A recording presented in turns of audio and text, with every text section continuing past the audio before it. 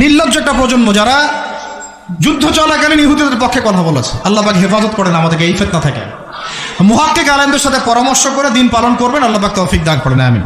তাহলে হক বলতে বোঝাচ্ছি কোরআন এবং হাদিস। আল্লাহ পাক কোরআন হাদিসের এই হকের দাওয়াতটা সবাইকে দেওয়ার তৌফিক দান করেন। দাওয়াতটাকে দিব শুধু সৎ কাজে আদেশ করব নাকি অসৎ কাজে নিষেধ করব? বলেন। আচ্ছা, এইটা মূলনীতি দাওয়াতের।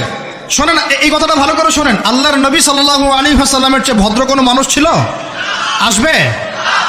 আসছিল কখনো? নম্র, সভ্য, ভদ্র কোনো মানুষ পৃথিবীতে কখনো আসছে তার চাইতে? আসবে? তা এখন আমাকে বলেন তো, তাহলে তাকে মাইর খাইতে হলো কেন? ভদ্র মানুষ, নম্র মানুষ, মানুষের ভালো চান, এতিমের পাশে দাঁড়ান, বিধবার পাশে দাঁড়ান, কোনোদিন কাউকে একটা গায়ে টাচ করেন নাই, কটু কথা বলেন নাই, কখনো মিথ্যা কথা বলেন নাই, আল আমিন। তো এই মানুষটাকে মানুষ 15 বার হত্যা করার চেষ্টা করেছে। কতবার? 15 বার আল্লাহর নবীকে হত্যা করার চেষ্টা করেছে। তাই তার দাঁত মানুষ মেরে ভেঙে দিয়েছে, তার পা মচকে দিয়েছে, তারপরে তার মাথার মধ্যে আঘাত করেছে, কড়া ঢুকে গেছে উহুদের যুদ্ধের দিন। পিঠের মধ্যে উটের নাড়ি ভুড়ি চাপিয়ে দিয়েছে, দড়ি দিয়ে ফাঁস দেওয়ার চেষ্টা করেছে। তো এই কাজগুলো রাহমাতুল আলামিন নবী মুহাম্মদ সাল্লাল্লাহু আলাইহি ওয়াসাল্লামের ক্ষেত্রে কেন হলো? তিনি যদি সৎ কাজে আদেশ করতেন শুধু, তাহলে সমাজের মানুষ তাকে মাথায় তুলে না রাখত। যখন থেকে তিনি সৎ কাজে আদেশের সাথে অন্যায়ের নিষেধগুলো করা শুরু করেছেন, তখন থেকেই সমাজের অন্যায়কারীরা তার শত্রু হয়ে গেছে।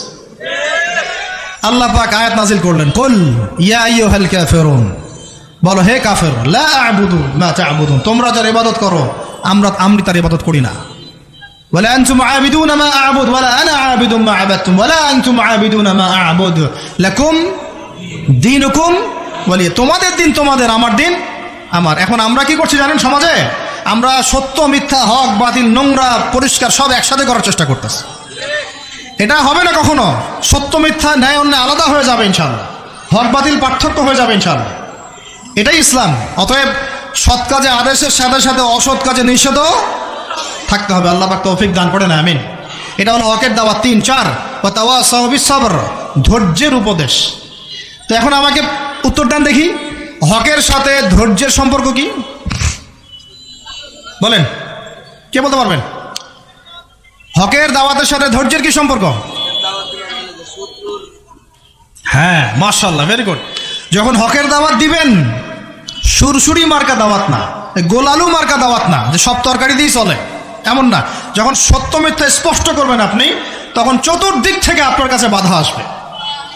কথা বুঝতে পারছেন? প্রথম বাধা আসবে আপনার পরিবার থেকে। কি থেকে?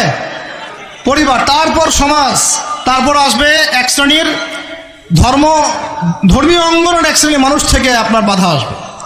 আর সর্বশেষ বাধা আসবে আপনার একদম বিশ্বশক্তি, পরাশক্তি থেকে। কথা বুঝতে পারছেন?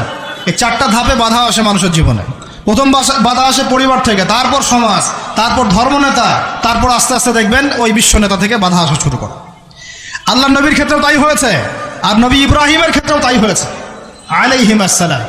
প্রত্যেক নবীর জীবনেই তাই হয়েছে। যারা হকপন্থী তাদের প্রত্যেকের জীবনে তাই হবে, এটাই সুন্নত। এর বাইরে যদি কিছু হয়, বুঝে নিতে হবে যে আমরা হকের উপর নাই।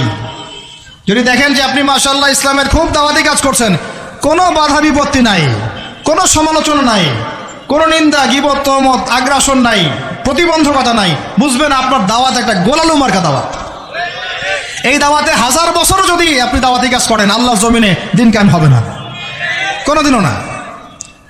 আল্লাহ পাক আমাদেরকে বোঝার তৌফিক দান করেন। তাহলে হকের সাথে সবরের সম্পর্ক কি? হকের দাওয়াত দিতে গেলে বাধা বিপত্তি, বালা মুসিবত আসবে, তখন আমাদেরকে কি করতে হবে?